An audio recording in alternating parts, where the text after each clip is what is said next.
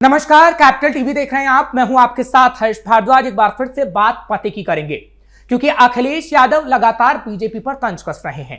आज भी एक बार फिर से अखिलेश यादव का बयान सामने आया और उन्होंने प्रधानमंत्री नरेंद्र मोदी से लेकर योगी आदित्यनाथ पर तंज कसा। प्रधानमंत्री नरेंद्र मोदी की विदेश नीति पर उन्होंने आलोचना की तो वहीं योगी आदित्यनाथ को भी कटघरे में खड़ा किया और बताया कि इस वक्त उत्तर प्रदेश के अंदर सब कुछ अव्यवस्थित है। इस वक्त हम देख रहे हैं कि किस तरीके से इजराइल ईरान के बीच युद्ध चल रहा है और उस बीच भारत के स्टैंड को लेकर अखिलेश यादव लगातार निशाना साध रहे हैं। हालांकि भारत की तरफ से स्टैंड पूरी तरीके से क्लियर कर दिया गया है, लेकिन फिर भी अखिलेश यादव बीजेपी पर तंज कसने का काम कर रहे हैं। अगर बात उत्तर प्रदेश की करें तो उत्तर प्रदेश में योगी आदित्यनाथ के लिए कहा जा रहा है कि योगी आदित्यनाथ ना तो अविमुक्तेश्वरानंद के मामले में उनके पक्ष में खड़े हैं और ना ही हिंदुओं के समर्थन में। आज इसी पर बातचीत के लिए दो खास मेहमान मेरे साथ जुड़े हैं। बीजेपी से बिंदु मेनन साहब हैं। बिंदु मेनन साहब, आपका बहुत बहुत स्वागत कर रहा हूं। आपने समय निकाला कैपिटल टीवी के लिए, आपका बहुत बहुत स्वागत। इस वक्त राहुल सिंह साहब हैं, समाजवादी पार्टी के लीडर हैं। राहुल साहब, आपका भी बहुत बहुत स्वागत है, आपने कैपिटल टीवी के लिए समय निकाला है। बिंदु मेनन साहब, सबसे पहले मैं आपके पास आ रहा हूं क्योंकि अखिलेश यादव ने बीजेपी पर तंज कसा, आपकी विदेश रणनीति पर सवाल उठाया और उनकी तरफ से यह कहा गया कि जब विपक्ष सत्ता में था तब हमने देखा था कि उसमें कितना दम था। आज मोदी साहब हैं तो उनमें दम ही नहीं है। वो दूसरे देशों के सामने झुकने का काम कर रहे हैं, कोई स्टैंड उनका क्लियर नहीं है। दूसरा सवाल उत्तर प्रदेश को लेकर रहेगा कि उत्तर प्रदेश में सब कुछ अव्यवस्थित क्यों है, क्यों हिंदुओं के खिलाफ इस वक्त अत्याचार बढ़ रहा है। अविमुक्तेश्वरानंद के मुद्दे पर आपकी पार्टी एकजुट नहीं हो पा रही है। देखिए, जहां तक विदेश नीति को लेकर सवाल उठाने की बात हुई या ये कहते हुए कि भाई भारत अब कमजोर है, विश्व को आज दिख रहा है कि भारत जो है बहुत मजबूती के साथ इंटरनेशनल लेवल पे खड़ा है। आज अगर मीडिएशन की बात आती है तो लोग भारत की ओर देखते हैं। जब रशिया यूक्रेन की युद्ध होती है तब भारत की ओर देखा जाता है। और किस विपक्ष किस बात करते हैं कि मोदी जी के आने से पहले जब बॉर्डर में से हमारे जो सिपाही हैं, हमारी जो सेना है, उनकी गर्दन काट के ले जाया जाता था, तो ये बोल नहीं पाते थे और ऐसे लोगों को आप मजबूत सशक्त बोलेंगे। और इनकी वेदना मुझे समझ में नहीं आई। अब ये जो जहाज है, ईरानियन जहाज है, देखिए जो नेवल ड्रिल हुआ, जो मिलान नेवल ड्रिल हुआ, उसमें 70 देश पार्टिसिपेट किया। उसमें से ईरान का शिप जो है भारत से एक हफ्ते पहले चला जाता है और उसके ऊपर अटैक जो है इंटरनेशनल वाटर्स में होता है। उसको परमिशन श्रीलंका नहीं देती है, पर भारत के ऊपर तंज कसा जा रहा है कि भारत ने क्या किया भाई। और साथ में वो वॉरशिप, हथियार से लैस, मिसाइलों से लैस शिप जा रहा है, इसकी भी जो ठीकरा फोड़ने का काम भारत पे किया जा रहा है। देखिए, युद्ध लड़ कौन रहा है? अमेरिका और इजराइल जो है ईरान पर बॉम्ब तागिद रही है। यहां पे रोना धोना ये लोग कर रहे हैं। अब आप देखिए, यहाँ पे खमेनी को लेकर भी यहाँ लोगों के सेंटिमेंट्स जाग रहे हैं। आपने देखा होगा जो शिया बोर्ड के जो अध्यक्ष हैं मौलाना हसन अली रजानी, उन्होंने इस बात को कहा है कि हमारा जो है ईरान से लेना देना नहीं है शिया लोगों का। वो मानते हैं कि हमारे रहबर इराक के हैं, ये है ही नहीं। और ये उन्होंने बड़ा स्पष्ट रूप से बताया कि वोट बैंक के लिए समाजवादी पार्टी कर रही है। चलिए ठीक है, ओपनिंग कमेंट लेता हूं, फिर एक दूसरे को क्रॉस क्वेश्चन भी आप करिएगा। ठाकुर साहब, क्योंकि इस वक्त बिंदु मेनन साहब को आपने लाइव सुना, वो डायरेक्टली कह रहे हैं कि आप सिर्फ वोट बैंक के लिए कह रहे हैं। ईरान को लेकर स्टैंड क्लियर हो गया, खामनेई के मुद्दे पर हस्ताक्षर भी कल भारत कर चुका है, लेकिन फिर भी आप ये कह रहे हैं कि नहीं, कोई स्टैंड क्लियर नहीं है, भारत कमजोर हो रहा है, उत्तर प्रदेश कमजोर हो रहा है। लेकिन आप पे भी तो सवाल उठता है कि क्या शिया वोट बैंक हासिल करने के लिए, क्योंकि शिया वोट बैंक तो बीजेपी का कभी रहा नहीं, आपका जरूर रहा, और इस वोट बैंक को हासिल करने के लिए आप जानबूझकर ऐसे सवाल खड़े कर रहे हैं ताकि शिया समुदाय के सेंटिमेंट टच करके वोट हासिल कर पाए। ये बिंदु मेनन साहब का सवाल आपसे है। याद होगा, अभी कुछ दिन पहले फरवरी में जब सत्र चल रहा था तो एक मोदी जी ने, जो हमारे देश के प्रधानमंत्री हैं, उन्होंने प्रेस कॉन्फ्रेंस करके बड़ा अपने आप बड़ा चढ़ाकर कि ईरान का जो चाहबार पोर्ट का जो डील हुई है वो मैंने करी है, अपने दम पे करी है। यही वो मोदी जी थे जो आज ईरान के बुरे वक्त में उसका साथ खड़े नहीं है। आज इनकी इतनी हिम्मत नहीं हो पा रही कि एक छोटा सा संवेदना व्यक्त कर देते। आज कुछ बोला भारत ने, मतलब इतनी कमजोर स्थिति मैंने अपनी 40-42 साल की एज में आज तक इतनी कमजोर स्थिति नहीं देखी भारत की जो आज की स्थिति में। आज प्रधानमंत्री डर के मारे संसद में नहीं आ रहे कि महिला सांसद हमला कर देंगी। अरे भैया मोदी जी, संसद आपकी है, सिक्योरिटी आपकी है और आप ही डर रहे हो। अच्छा, महिला सांसद को हमला करना हुआ, अमित शाह जी वहां थे, राजनाथ सिंह जी वहां थे, अनुराग ठाकुर जी थे और लोग थे, उन पर हमला क्यों नहीं किया? आपने ऐसे कौन से, ये सिर्फ डरपोक, बिल्कुल ऐसे इतिहास में आज तक डरपोक प्रधानमंत्री ना कभी देखा, और इनका नाम एक बड़े काले अध्याय के रूप में। सर आप प्रधानमंत्री के लिए अगर डरपोक शब्द का इस्तेमाल कर रहे हैं, वो आपका निजी कमेंट हो सकता है, लेकिन सुनिए तो मैं एक क्लियरिटी कर दूं। अच्छा ठीक है, मैं क्लियरिटी कर दूं, फिर ये आपका सवाल बिनू मेनन साहब के लिए हो सकता है। ठीक है, एक मिनट। सबसे पहले तो अगर प्रधानमंत्री अगर सर्वोच्च पद पर रहते हैं तो उनके लिए सही शब्दों का इस्तेमाल किया जाए। खैर आपकी निजी राय हो सकती है, लेकिन दूसरा सवाल, एक मिनट, मैंने आप, हाँ, सुनिए तो सही। मैं आपको नहीं रोकूंगा, आपकी पूरी बात होने दूंगा। जो आपने चाबहार पोर्ट का जिक्र किया है, अगर वर्ल्ड सिनेरियो होता है, किसी देश के साथ हमारे संबंध होते हैं, तो वक्त के अनुसार उन संबंधों को या तो बढ़ाया जाता है या फिर हाथ पीछे खींचे जाते हैं, वो हम देखते हैं। क्योंकि देखिए, वर्ल्ड सिनेरियो की बात होती है तो हम चाहे रूस के साथ, मेरी बात तो सुनिए, मैं, ठीक है ठाकुर साहब मैं अपनी बात क्लियर कर लूं, फिर आप करिएगा, क्योंकि आप ही को बुलाया मैंने, आप ही की बात को लूंगा। बस मैं सिर्फ इतना कह रहा हूं कि काफी डिफेंस एक्सपर्ट के साथ मेरी बातचीत हुई है, रोजाना हो रही है। और बात अगर हम वर्ल्ड सिनेरियो की करें, तो चाहे जब कांग्रेस की सरकार रही थी, तभी जब लीबिया का मुद्दा उठा था, जब हमने देखा था कि कांग्रेस चुप थी। हालांकि आज समाजवादी पार्टी और कांग्रेस सवाल उठा रही है, खामनेई के मुद्दे पर स्टैंड क्लियर नहीं है, लेकिन जब सिनेरियो बनता है तो कांग्रेस जब थी सत्ता में तब भी ऐसा हुआ। और बात अगर उत्तर प्रदेश की करें, तो उत्तर प्रदेश को लेकर अब आप सवाल दागे बिंदु मेनन के साथ। ठीक है, अब आप सुनिए, जब कांग्रेस ने ही ईरान से संबंध स्थापित करने के लिए जब 1947 में जो फिलिस्तीन के संयुक्त जो राष्ट्र वाला उसमें था, विरोध में वो किया था। चलिए ठीक है, फिलिस्तीन का नाम आप ले ही आए बनाए, तो यही अटल बिहारी वाजपेयी जी, स्वर्गीय अटल वाजपेयी जी ने, उनकी आज भी वीडियो बहुत वायरल हो रही है, उन्होंने विरोध करा कि हम इजराइल के खिलाफ हैं, फिलिस्तीन के खिलाफ हैं। आज भाजपा उन्हीं दरकिनार कर रही है। आज आपने एक ऐसा रूट जो पाकिस्तान से होके आपका जाता था, आज उसने चाबहार पोर्ट ईरान के थ्रू आप अफगानिस्तान, आप, चलिए ठीक है, अब आपके सवाल का जवाब ले लेते, फिर उत्तर प्रदेश में भी आएंगे, $120 मिलियन, उत्तर प्रदेश में भी आएंगे, शायद आपको जानकारी और मिल जाए। बिंदु मेनन साहब, फिर मैं जानकारी क्लियर करूंगा। ठीक है, जनता के टैक्स का पैसा था, जो आज $120 मिलियन जो हमारा आज इन्होंने पोर्ट पे बनाया, उस पोर्ट पे अभी यूएस द्वारा उस पर हमला भी करा गया, इजराइल के द्वारा, उस पर नुकसान किसका हुआ? अभी जो आपने बताया इन्होंने कि एक टैंक, बिंदु मेनन साहब, आपकी एक मिनट आवाज क्लियर नहीं आ रही है, मैं कोशिश करता हूं आपकी आवाज आए।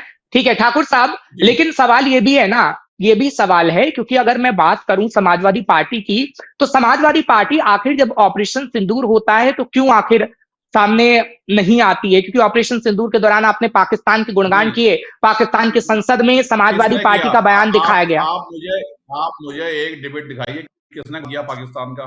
सर अखिलेश यादव ने, मेरी बात डायरेक्ट क्लियर तो हो जाने दीजिए, क्लियर होना चाहिए। बिंदु मेनन साहब, आवाज आ रही है आपको मेरी? पहलगाम का विरोध किया हमने, पाकिस्तान का फेवर नहीं किया। बिंदु मेनन, ठीक है बिंदु मेनन साहब, आपको मेरी आवाज आ रही है? एक मिनट, ठीक है, बिंदु मेनन साहब की आवाज मेरे तक नहीं आ रही है, जरा क्लियर करिएगा। शिवेंद्र साहब, आपको मेरी आवाज आ रही है? हाँ जी आ रही है। ठीक है, बिंदु मेनन साहब एक बार फिर से आप ज्वाइन करिएगा उसको दोबारा से, फिर मैं आपके पास आता हूं। ठाकुर साहब, आपसे सवाल मैं ये ले रहा हूं क्योंकि आपने क्लियरिटी कहा कि क्लियरिटी करके बताइए कि अखिलेश यादव ने कब कहा।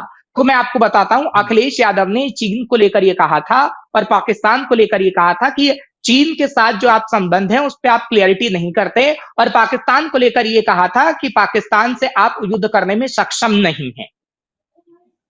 चीन के खिलाफ पार्टी हमारी आज भी, अभी भी कुछ दिन पहले भी नेताजी जब तक जीवित रहे, उन्होंने भी हमेशा चीन के विरुद्ध कहा कि देश की सीमाएं सुरक्षित नहीं है, चीन अंदर बढ़ रहा है। वही सवाल अभी कुछ दिन पहले पार्लियामेंट में अखिलेश जी ने उठाया, वो हमेशा से उनका स्टैंड क्लियर है कि चीन हमारे साथ नहीं है, और चीन जो देश में हमारी सीमाएं जो हमारी, तो पाकिस्तान को लेकर ये क्यों कहा गया? पाकिस्तान को लेकर ये क्यों कहा गया कि हम युद्ध करने में सक्षम नहीं होते? हमारी सीमाएं युद्ध करने की हमारी स्थिति नहीं है। जब पाकिस्तान को जवाब देना था, आपको पता है पाकिस्तान की संसद में अखिलेश यादव के पोस्टर लहराए गए थे, चौराहे पर राहुल गांधी के पोस्टर लगाए गए थे।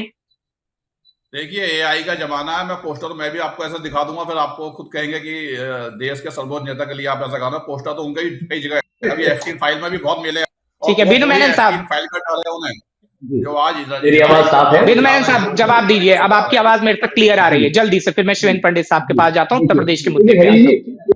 हरी जी देखिए, जब इनकी बातें होती हैं, देखिए पॉलिटिकल नेता है, एक पार्टी से अलायंस रखते हैं, तो बातें विवेक की करें तो अच्छा लगता है। देखिए किसी भी देश के साथ है तो रिलेशन ऊपर नीचे जाता रहता है।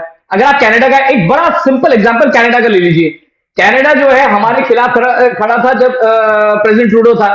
अब जो वर्तमान के प्राइम मिनिस्टर वो तो मुंबई में वॉक लेते हुए, सुबह वॉक लेते हुए दिखे। तो क्या करेंगे भाई, आपके कनाडा के साथ संबंध ठीक नहीं थे, अब कैसे संबंध ठीक हो गए? तो ये देखो, ये बचकानी बातें हैं। और जहां तक ईरान की बात है, जब ईरान की बात है, ईरान ने हमारे साथ धोखा 65 में भी किया, 71 में भी किया।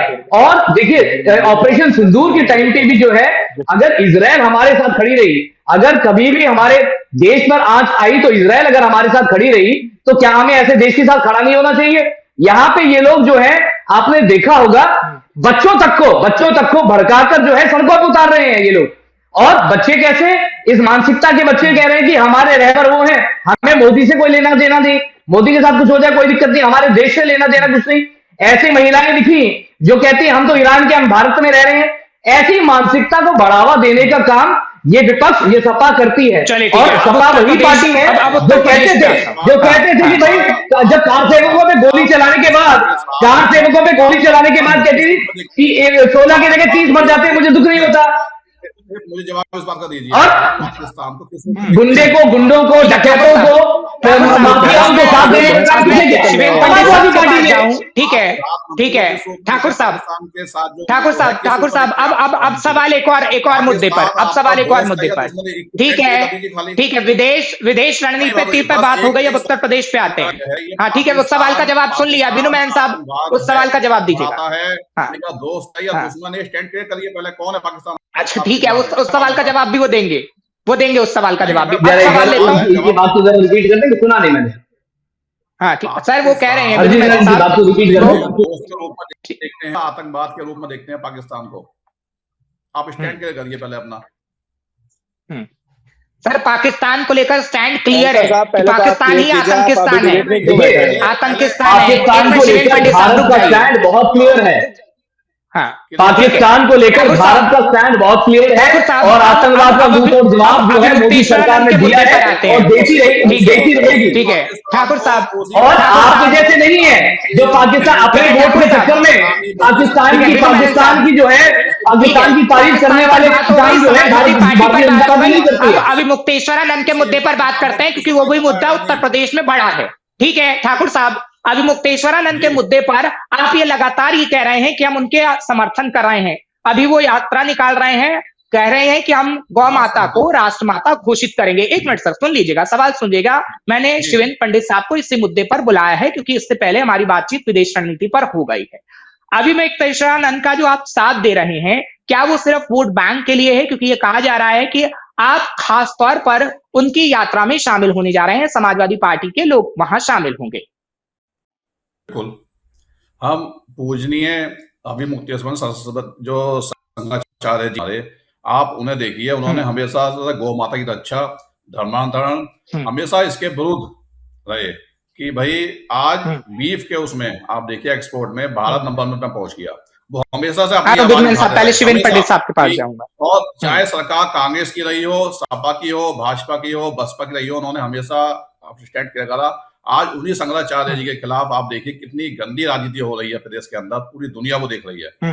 कल तक वो शंकराचार्य जी उनके पैरों में नतमस्तक होकर मोदी जी, आपको अंबानी जी की शादी का वो चित्र याद होगा, नतमस्तक हो गए। चलिए शिवेंद्र पंडित साहब मैं आपके पास आ रहा हूं, क्योंकि अब अभी मुक्तेश्वरानंद पर बातचीत हम कर रहे हैं। ठाकुर साहब ये कह रहे हैं कि अभी मुक्तेश्वरानंद के साथ हम इसलिए खड़े हैं क्योंकि वो शंकराचार्य हैं। दूसरा, वो बात हिंदुओं की करते हैं, हालांकि पहले विपक्षी पार्टी के मुंह से मैंने हिंदुओं का जिक्र नहीं सुना है। अगर अभी मुक्तेश्वरानंद के पक्ष की बात की जाए, तो आप क्या मानते हैं कि कांग्रेस और समाजवादी पार्टी ने खास तौर पर हिंदुओं का कभी स्टैंड लिया हो? और अभी मुक्तेश्वरानंद के मुद्दे पर अभी आपकी क्या राय है? क्योंकि अभी वो एक यात्रा निकाल रहे हैं, समाजवादी पार्टी और कांग्रेस उनके साथ है। क्या पूरी तरीके से आप भी मानते हैं कि हाँ, कांग्रेस और समाजवादी पार्टी साथ है और कहीं ना कहीं अभिमुक्तेश्वरानंद के मुद्दे पर राजनीति हो रही है? शिवेंद्र पंडित साहब। नहीं, इन्हीं की चलिए अब दो पार्टी बातें के आपको बताता महोदया हूँ। जी ने भी सुना है, ब्रिजेश पाठक जी ठाकुर साहब शासन एक किया मिनट, है। ठाकुर साहब आप ये बताइए, कांग्रेस ठाकुर साथ साहब है एक या मिनट, मैं वही सवाल ले रहा हूं, बीजेपी से सवाल लूंगा, ठीक है शिवेंद्र पंडित साहब। हाँ, चलिए अब मुझे दो बात मेरी पहले 2 मिनट सुनिएगा, ठीक है। अभी ये क्या कह रहे हैं, आपने मेरे से प्रश्न क्या किया कि जैसे विपक्ष वाले हैं अभी जो शंकराचार्य भगवान के पक्ष में बात कर रहे हैं या जो है वो बात नहीं कर रहे हैं, कर रहे हैं। देखिए मैं आपको एक बात बताऊं, मैं सीधा कहता हूं, शंकराचार्य भगवान जो है ना किसी पार्टी के व्यक्ति नहीं है, चाहे वो भाजपा हो, चाहे वो सपा हो, चाहे वो कांग्रेस हो, चाहे वो जो हो, ठीक है। और मैं भी उनके तरफ से ये बात कहता हूं कि आपको अगर हमारे गौ माता राष्ट्र माता के आह्वान में आना है तो आप सभी का स्वागत है, आपका भी एंकर साहब साथ में मैं कह रहा हूँ, अगर आप भी हमारे जो है गौ माता को राष्ट्र माता बनाने के उस पे हैं तो आप भी ठीक है, उनका समर्थन ठीक है, कीजिए। आपका बहुत अच्छा बहुत फिर आभार दूसरी सर। बात समझिए, ठीक है। दूसरी बात समझिए, अगर ये बात कहेंगे कि उन्होंने उनका अपमान किया तो महाराज उन्होंने नहीं अपमान किया, अपमान आपने भी किया, आप भी लाठियां चलवाए, लेकिन हाँ आप माफी मांगे हैं, माफी मांगी, तो मैं ये मानता हूँ, माफी सुनिए मैं मांगी। ये मानता हूँ कि चलिए जो है आपने कम से कम माफी मांगा, लेकिन आप ठीक है।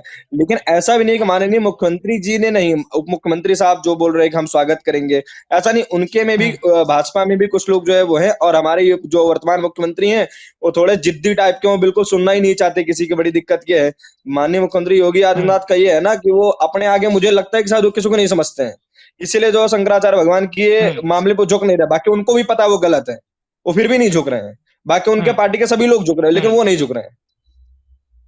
चलिए ठीक है, विधुमैन साहब जवाब दीजिएगा। हाँ ठीक है ठाकुर साहब, ठीक है। विधुमैन साहब वो कह रहे हैं, शिवेंद्र पंडित साहब ये कह रहे हैं कि मैं किसी पार्टी का समर्थन नहीं करता।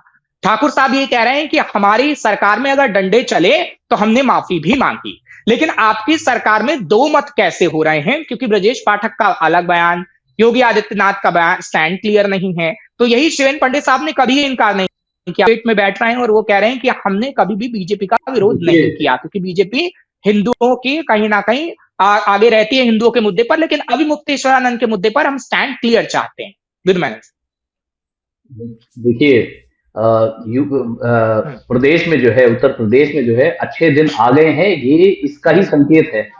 जो पार्टी कार सेवकों पे गोली चला देती थी और बयान देती थी मंच से कि 15 की जगह 30 मर जाते तब भी मुझे गम नहीं था, ऐसे बंदे आज सनातन की बात कर रहे हैं, आज हिंदुओं की बात कर रहे हैं और हिंदू बनने के लिए आगे बढ़ चढ़कर हिस्सा ले रहे हैं। ये जो है हमारे योगी आदित्यनाथ जी के आने के बाद उत्तर प्रदेश में विकास हुआ। तो सिर्फ माफिया ही नहीं खत्म हुए, जो सनातन विरोधी हैं उनके मानसिकता में भी बदलाव आया। ये बहुत अच्छी बात है, आपके सामने आज दिख रहा है। और जहां तक बात जो है शंकराचार्य जी की हो या और किसी की भी हो, देखिए शंकराचार्य जी की उस वक्त जो बात थी वो सामने क्लियर था।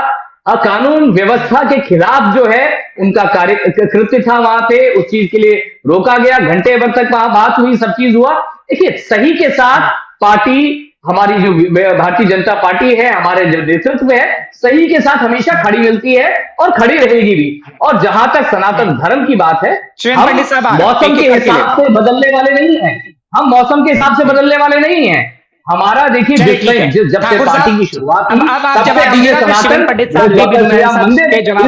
अड़े रहे और आज भी अड़े हुए हैं और आगे भी अड़े रहेंगे। ठीक है विधुमैन साहब। ठाकुर साहब गिरगिट भी नहीं बदलता जितना भाषा बदलती है। जब अभी आपने खुद कहा कि शंकराचार्य जी के साथ समाजवादी पार्टी सरकार थी, उस दौरान अवैध व्यवहार हुआ, तुरंत मुख्यमंत्री अखिलेश यादव जी ने जाकर माफी मांगी, अधिकारियों पर कार्रवाई की। आज इतना समय होने को आ गया, एक सिपाही सस्पेंड किया आपकी सरकार ने, चलिए ठीक है आपके मुख्यमंत्री जिद्दी हैं, और नीचे और लोग तो हैं, कोई स्टैंड लिया आपने आज तक?